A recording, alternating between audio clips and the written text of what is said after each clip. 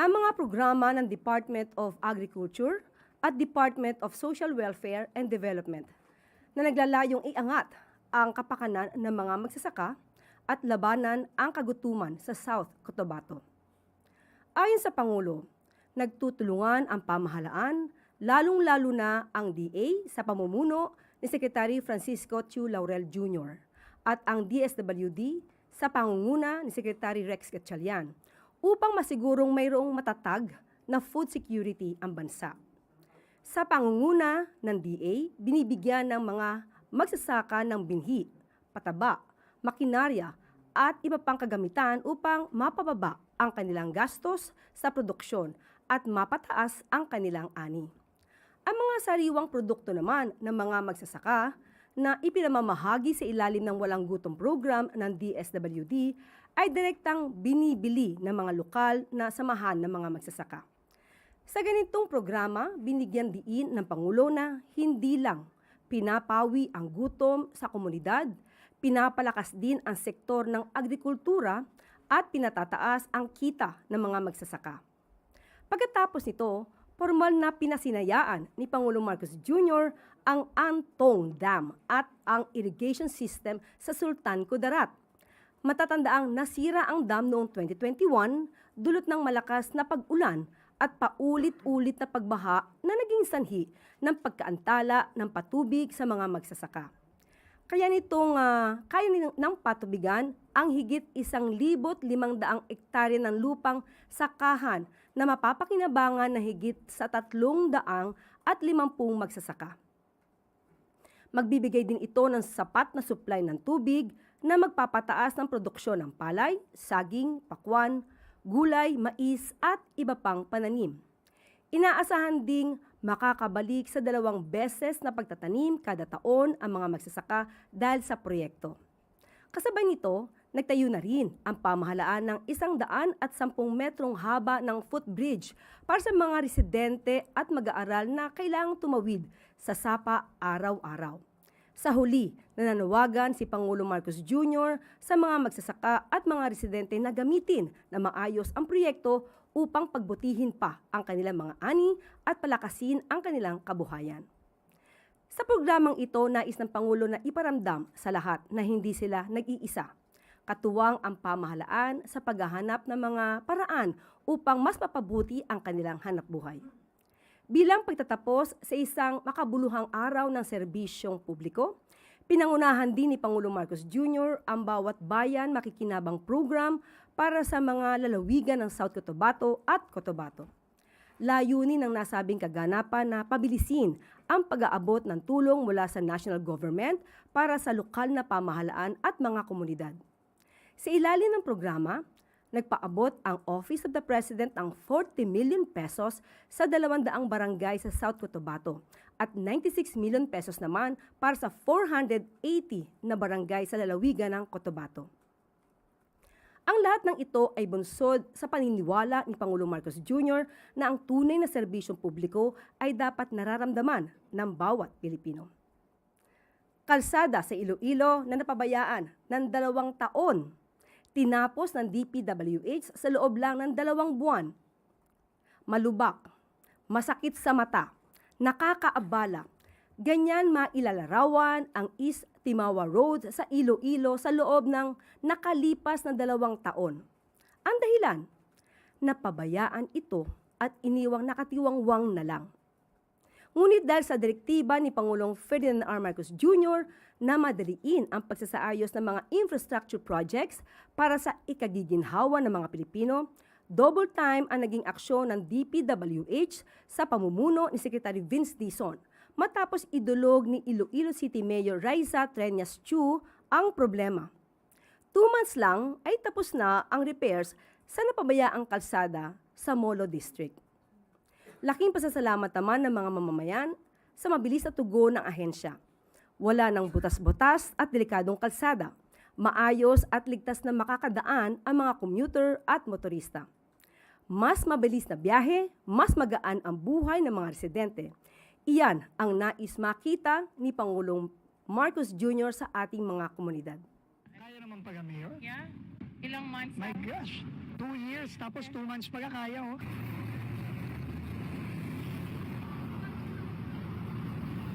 Magto 2 years na daw ito? Ako to may Dubai na rin 2 years na Dubai gani. Grabe naman. Natin na 3 months, gagawa na nila ng solusyon to bago mag-ulan. Ilang times si Sec Vince bumalik just to make sure na on time yung delivery ng project. Ang magaling tundi mo. Very good. Nagko-coordinate Hindi ka na with Sec. natakot nga kasi bubunutan siyang walang anesthesia doon eh. Yun ang paulit-ulit sinasabi ni PBBM eh. People don't deserve this kind of service in the past. Napaka-igsi lang and yet 2 years na kawawa yung mga residents natin dito. Yung school, students, they deserve better. We all deserve better. As long as I live, I will remember you because Ay, nako. At maaari na po akong tumanggap ng inyong mga katanungan. Unang tanong mula kay Ivy Reyes, Billionaire News. Hi, Yusek. Good afternoon. Amnesty International and criminal law professor Barry Gutierrez both said that lowering the age of criminal responsibility doesn't really have a guarantee of deterring violence. While Malacanang is open to this push, meron po bang reservations ang Malacanang tungkol dito? Kagaya ng ating sinabi kahapon, depende po ito sa magiging bersyon kung gagawa man at magbabalangkas ng panukalang batas. At ito iaarali ng Pangulo at para malaman natin kung ano ang nararapat para sa ating mga kabataan. Sunod na tanong mula kay Leth Narciso, DZRH. Good afternoon, Yusek. Mayroon pong report na tumaas ang stunting sa mga batang Pilipino. Nakarating po ba ito sa Pangulo at ano ang kanyang reaksyon dahil marami na tayong mga programa para matugunan ang pagkabansot sa mga bata? Hindi ito kahapon lang naging problema. Alam ng Pangulo ang problemang ito, kaya nga po siya nung nakaraang taon ay nag-utos na magpatayo ng child development centers at mga daycare centers. At ang DepEd po sa ngayon ay meron pong programa, ang school-based feeding program for 2026 to 2027 na meron pong budget ng 25.6 billion para malabanan ang kagutuman sa mga kabataang mag-aaral. Ang mabibinipisyohan po nito ay aabot po sa 4.63 million learners nationwide. At mas pinahaba na po ang araw para sila po ay makatanggap ng masustansyang pagkain. Aabot na po sa 200 days. Mas mahaba po kumpara sa nakaraang taon na 120 days. At ang mabibiyaan po nito para sa universal feeding ay ang kinder to grade 1. At ang mga undernourished learners naman po para sa grade 2 to grade 6, kasama na rin po ang pregnant adolescent learners, vulnerable and marginalized students na beyond grade 6. Maliban po dyan ay meron din pong programa ang DSWD para unang-una walang gutom program at ang supplemental feeding program na ang target naman po ay 1.8 million children enrolled in LGU-run child development centers and supervised neighborhood play. Ito po ay sa buong bansa po ipapatupad ng DSWD. So, dito naman po, 180 days feeding days ang maibibigay natin sa mga 3 hanggang 5 taong mga bata. Yusek, natukoy po ba kung saan pwedeng nagka-problema dun sa mga programa? Kasi yung mga binanggit nyo po, halimbawa yung food stamp program, nung 2023 pa po ito nagsimula. Last year, yung first 1,000 days. At yung pong supplementary feeding program na ginagawa na rin dati pa. And yet, tumaas pa rin po yung stand. Yes, nakikita po yan, kaya po ine-expand ang programa, mas pinapahaba pa po, at mas dumadami pa po ang mga beneficiary ng mga kabataan. Sunod na tanong mula kay Tristan Nodalo, Newswatch Plus. Hi, Yusek. Good afternoon po. The Interior Department says that it has foiled another potential school attack planned by a 14-year-old student in Tolosa, Leyte, to which some may describe as a copycat crime following the Tacloban school shooting. And then, as yesterday, nagkaroon din ng isang insidente ng pananaksak sa San Carlos City involving a grade 9 and grade 10 student. So how concerned is President Bongbong Marcos with this, with what appears to be a series of school violence being recorded? Ang mga mararahas na nangyayari sa ating bansa ay hindi na po katanggap-tanggap. Mas lalo na po kung kabataan ang nasasangkot. Nung nabalitaan nga po ng Pangulo ang nangyari sa Tacloban, ay heartbroken, masasabi natin, ang naramdaman ng Pangulo dahil mga bata ang lumalabas na kaya na gumawa ng krimen, kayang magplanong gumawa ng krimen, at mga inosenteng mga kabataan din ang nabibiktima. Mas maganda po ngayon na mapakita talaga natin kung paano ba natin inaalagaan ang ating mga kabataan at hindi po siguro nararapat na isantabi o hindi pansinin ang mga ganitong pangyayari. So, iniuutos din po ng Pangulo ang agarang pag-determine ano ang nagiging ugat nito. Maliban po sa nakita ng Pangulo na may kinalaman ng ibang mga gaming apps na marahas, so dapat makita po talaga kung saan nagbumula ito, kung nagkakaroon ba ng panggagaya, nagiging parang normal ang ganitong klase ng kaharasan. So, yun po, ipinag-uutos po ng Pangulo ang lahat ng dapat na gawin ng mga concerned agencies para po maiwasan ang mga ganitong klaseng kaharasan, lalo-lalo na sa eskwelahan at sa mga kabataan. Sunod na tanong mula kay Harleen Delgado, ABS-CBN.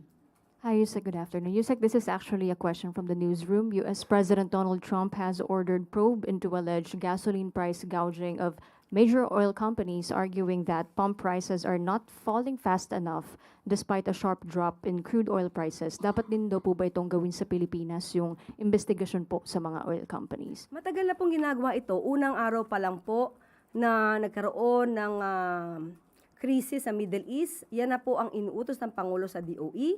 At tayo naman po, according to DOE, ang presyo po ng ating fuel ay base lamang sa international market price. At ito po ay tinututukan ng DOE at nabanggit na rin po natin noon na kapag po lumalabag ay nagbibigay po sila ng show cause order. Sunod na tanong mula kay Tristan Nodalo, Newswatch Plus. Yusek, good afternoon po ulit. Si Senate Minority Leader Alan Peter Cayetano says the impeachment trial should not derail the Senate's investigation into the alleged flood control scam.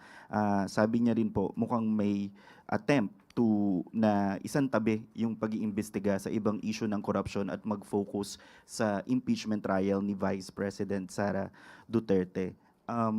At sabi niya po, at kung mangyayari daw po yung gusto ng Malacanang, then this will be selective justice. Ano po ang response dito ng palasyo? Tinanong niyo po ba sa kanya kung ano yung sinasabi niyang gusto ng Malacanang? Hindi Hindi ko masasagot kung ano yung masusunod ang gusto ng Malacanang. Ano muna yung gusto ng Malacanang? Sa Facebook Live niya po ito, sinabi Yusek Claire, and sinabi niya nga po na magkakaroon ng selective justice kung ang magiging focus lang ay yung impeachment trial ni Vice President Duterte. Sino naman ang po nagsabi sa kanya na magkakaroon lang ng focus sa impeachment trial ni Vice Presidente? Nakita na po natin kung paano gumalaw ang NBI, ang Ombudsman, ang DOJ. Siguro po, total, mahilig naman po siya mag-SOCMED. Busy siya sa Facebook. Siguro makikita naman po niya yung mga updates kung ano nangyayari, kung paano gumagalaw at nagtatrabaho ang gobyerno para mapanagot ang dapat na mapanagot at hindi po focus sa impeachment trial. Sa totoo, pag nagmi-meeting po ang Pangulo with the Cabinet Secretaries, hindi po na pag-uusapan ng impeachment. So saan po kaya hinuhugot ng dating Senate President Alan Peter Cayetano ang kanyang mga kwento? Siguro sa susunod po, tanungin nyo, kaya lang puro Facebook yata po siya, no? So hindi siya matatanong. Siguro pagka nagkaroon ng pagkakataon, tanungin siya, saan niya kinukuha yung mga kwento niya? Isa na lang po on that same Facebook Live, nasabihan niya po si Tindig Pilipinas co-convener Kiko Aquino D of acting on instructions from the administration after Kiko D filed an ombudsman complaint dahil nga po sa pagpapatakas kay Senator Bato de la Rosa. Sinabi niya nga po, hindi ka Kiko D. Marcos, isa kang Aquino. Parang ano po ang iniugnay, ano pong response ng palasyo doon? Kilala naman po niya siguro si Mr. Kiko D. na Aquino talaga. So kaya nga po siguro, nagsampa ng kaso dahil Aquino siya. Dahil gusto niya rin mapanagot ang dapat na mapanagot. mababanggit natin si Mr. Kiko D. Aquino ay hindi po ito, hindi po siya maka-PBBM. Isa po siyang madalas mag-criticize sa gobyerno. Kaya muli, ang sinasabi ni Senator Alan Cayetano ay puro pang-iintriga. Walang basihan, walang pinanghuhugutan. So sana po ang mga kababayan natin ay matuto na. Matuto at malaman nila kung sino ba yung nagsasabi ng may kabuluhan. Sunod na tanong mula kay Ann Soberano, Bombo Radyo.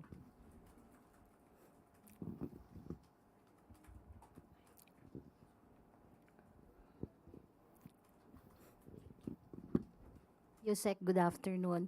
Yusek, possible po na matatapos na yung pre-trial conference ngayong araw sa impeachment case ni Vice President Sara Duterte.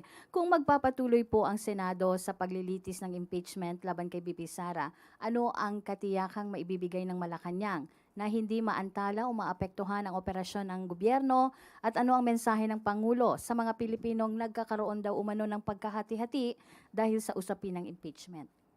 Ang ehekutibo po, ang Pangulo, hindi po naaantala ang mga proyekto. Patuloy po nagtatrabaho kahit ano pa po ang issue. Maliban lamang po kung may mga taong gusto talaga maantala ang proyekto ng Pangulo. Pero siyempre po, yan po ay lalabanan. At hindi papayagan na maantala ang mga proyekto ng gobyerno dahil lamang sa ibang mga obstructionist. Ang Senado naman po ay may sarili po silang mandato. Alam po nila ang kanilang schedule at alam din po nila ang trabaho nila bilang impeachment court at bilang isang legislative body. Alam po nila kung kailan dapat gumawa ng batas at kailan kailangan na humarap bilang senator judges sa isang impeachment court. So, sa ating palagay, responsable naman din po ang mga senador natin para tapusin ang kanilang trabaho. Huwag na lang sana magkaroon ng pagboboykot muli ng mga sessions. At ano pa po yung pangalawang tanong? Meron pa po ba? Yung mensahe lang po ni Presidente. Oo. Ma'am, Oo. sige po ma'am. Yung- Mensahe saan? Saan mensahe sa? mensahe ni Pangulong Marcos doon sa mga Pilipinong nagkakaroon daw ng paghati-hati Mm-mm. dahil sa usapin ng impeachment. Okay. Ang pagpapaigting ng accountability and transparency para sa mga public servants, ito naman ay para sa taong bayan. Hindi ito magiging sanhi ng pagkakahati-hati. Ang magiging ugat lang naman ng pagkakahati-hati ng mga Pilipino ay kung mayroong mga taong gumagawa ng fake news at mga taong gustong itago o mag-cover up ng mga ebidensya para makalusot ang kanilang mga pinupuon o iniidolo. Kailangan po ng taong bayan na makita ang katotohanan. Pag nakita po natin ang katotohanan, mas lalo tayo magkakaisa dahil alam natin kung kailan tayo dapat maniwala at kung kailan tayo dapat hindi maniwala sa mga sinasabi ng iba. Ma'am, another question. Reaction lang din po ng palasyo. Si Representative Chua kasi kanina, kinumpirma niya na si Mary Grace Piatos ay isa sa material witness ng prosecution sa confidential funds. Reaction lang po ng palasyo. Strategy po nila yon. Strategy nila. Pero kung ayon sa PSA ay walang Mary Grace Piatos. So baka mahirapan silang makita kung sino yung Mary Grace Piatos. Pero nasa kanila po yung style or strategy. Salamat, ma'am. Sunod na tanong mula kay Erica Sinaking, Business World. Good afternoon po, Yusek. On a different note naman po, the DBCC has lowered the GDP growth forecast for this year to 3.5% to 4.5%, well below the government's initial 5% to 6% target. Does the government see the lower growth forecast as temporary setback? And are there other economic targets that will be revised? Ang nangyari po kasi dito, dahil meron tayong kinaharap na global oil crisis at yun po ang nakikita ng mga economic team natin kung bakit nagkaroon ng ganitong sitwasyon. Pero ang sabi naman po ni DBM Secretary Kim De Leon, kailangan na po talagang gumastos ng gobyerno. Nakita din po kasi ang pag-iingat naman ng sobra ng DBM sa nakaraang taon dahil nga dito sa mga maanumalyang flood control projects. So hindi agad gumastos ang gobyerno, pinag-aralan mabuti at hindi basta-basta inilabas ang pondo. Isa po ito sa naging dahilan kung bakit medyo umina po ang growth ng ekonomiya ng bansa. So ngayon, sa pamumuno po ni Secretary Kim De Leon, maliban po sa pag-iingat, kailangan na po talagang gumastos lalong-lalo na sa infrastruktura. Lumiit po kasi ang gastos sa infrastruktura because of the issues on the flood control mess. Alright po. Follow up. Dun po sa gastos, meron po kaya kami makukuhang data sa mga susunod na week? Kasi yung other macroeconomics daw po na assumption ay marirelease na rin po this week, sabi po ni Sec Balisacan. Doon po ba kay Sec Kim, meron din po bang Itatanong natin sa kanya, ibigay niyo lang po sa akin kung ano yung gusto nyong makuha na data para itanong po natin sa kanya. Thank you po. And last na rin po, might this lower growth forecast for this year drag on 2027 growth outlook pati na rin po sa 2028? Or hindi naman po nakikita ng economic manager? Ang sabi po sa atin, since ngayon po ay gumaganda na po ang paggastos sa infrastruktura, nakikita niyo naman po. So nakikita po second half this year ay malamang magkaroon na po ng konting improvement. Thank you. Sunod na tanong mula kay Samuel Medinilla, Business Mirror. Good afternoon, ma'am. On a related topic po. What is the government's plan to boost economic growth in the second half of the year? Dahil nga na-mention po na medyo binabaan po ng DBCC yung growth forecast for the second half of the year. Para kay Sam, okay, kasi nga ito yung nagiging issue talaga. So, hiningin ko na po mismo sa DBM ang sagot. And I quote, "The government recognizes that recent external and domestic developments, including geopolitical uncertainties and the need to strengthen governance and quality in infrastructure implementation, require a measured policy response. Looking ahead, the government intends to pursue strategic, high-quality public investments supported by stronger project preparation, integrated infrastructure master planning, and improved budget execution to sustain long-term growth." So, yan po ang nakuha natin mismo kay Secretary Kim De Leon. Follow-up lang po. Earlier this year, nagsabi na po yung mga cabinet secretaries at saka yung palace na nag-increase na po ng spending for infrastructure. Tsaka nag-release na rin po yung government ng malaking pondo para po doon sa response ng Middle East crisis. Bakit po hindi pa rin po siya nakatulong sa pag-accelerate ng growth sa first half po ng taon? Hindi pa rin po kasi tatapos ang krisis sa Middle East. Kahit ano pong gawin natin sa ngayon, nakakaapekto pa rin po siya. Maliban pa po sa mga political noise na nararanasan natin sa ngayon. Last question na lang po. May update po kaya tayo doon sa proposal na supplemental budget? Wala pa ngayon, Sam, kasi kakatanong ko lang last Tuesday. So, wala pa sa atin na ibigay na update. Thank you po, ma'am.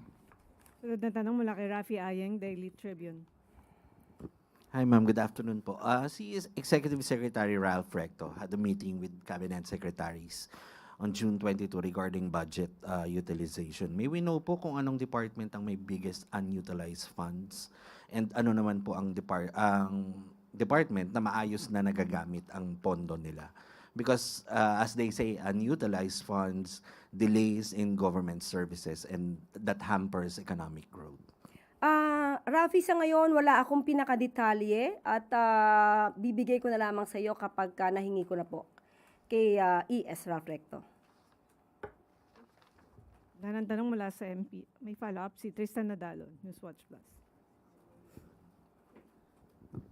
Hi, Yusek. Bahabol lang po. Yung nung nakaraan po, katatapos lang na ICC status conference sa trial ni former President Rodrigo Duterte na raise ni ICC presiding judge Joanna Corner yung paglaganap ng fake news sa kaso ni Duterte dahil sa mga naging pahayag ng counsel, and na-call out po si dating lead defense counsel Nicholas Kaufman sa kanyang mga naging pahayag sa media.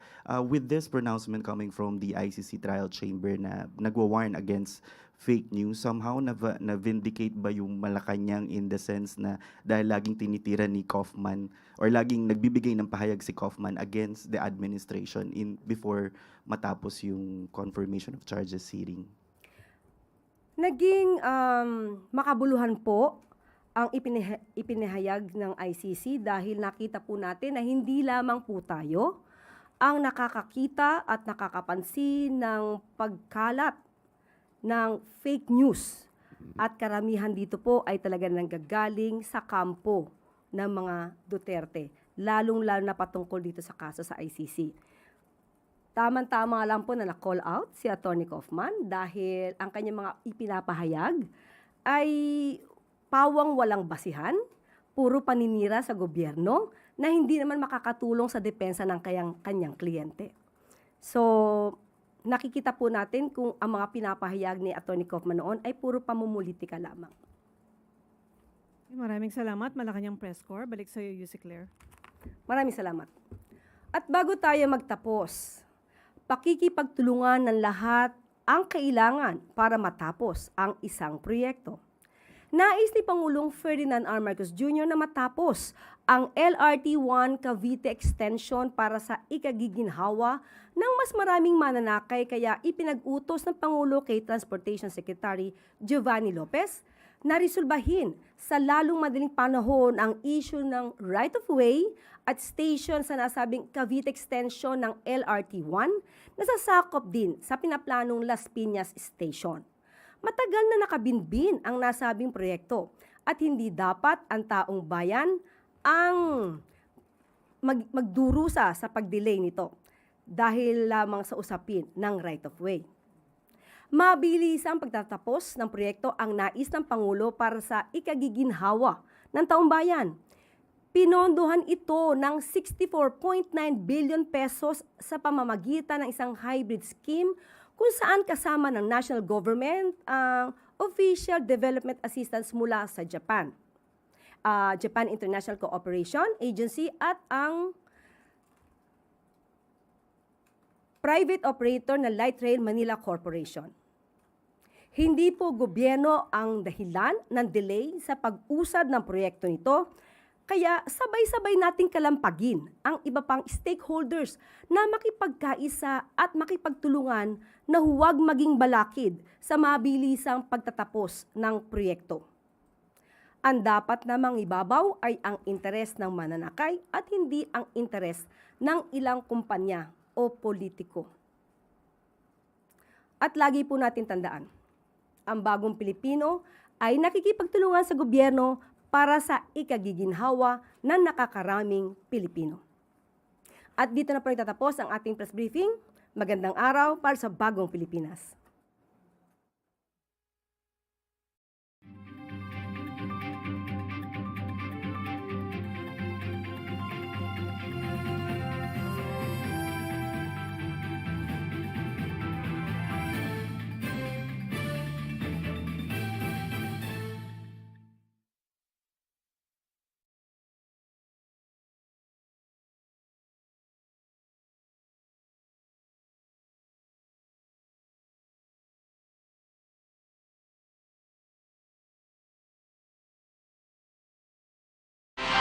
Nagsagawa ng reenactment at inspeksyon ng pulisya sa lugar kung saan nalunod ang mga Ateneo student-athlete na sina Rene Baterbonia at